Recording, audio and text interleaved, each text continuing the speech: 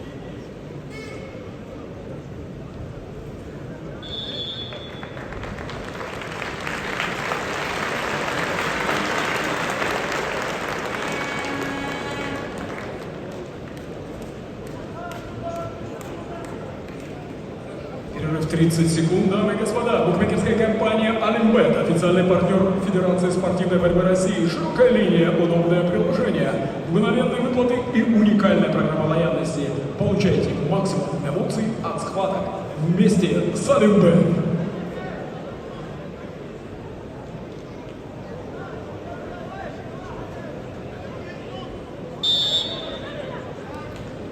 Второй период.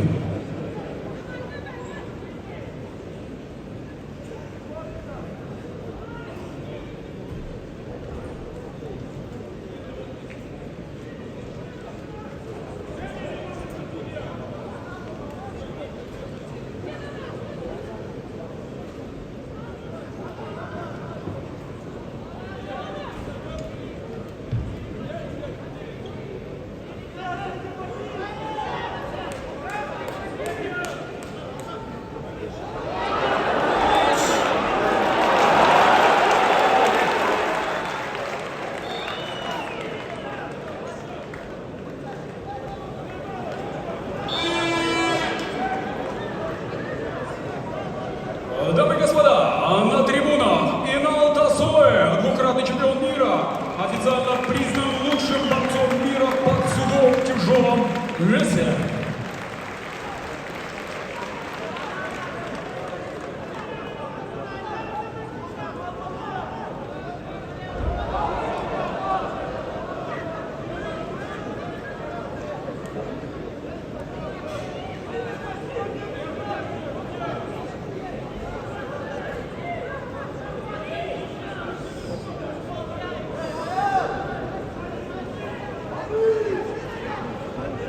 На трибунах Махарбек Адарта, двукратный олимпийский чемпион.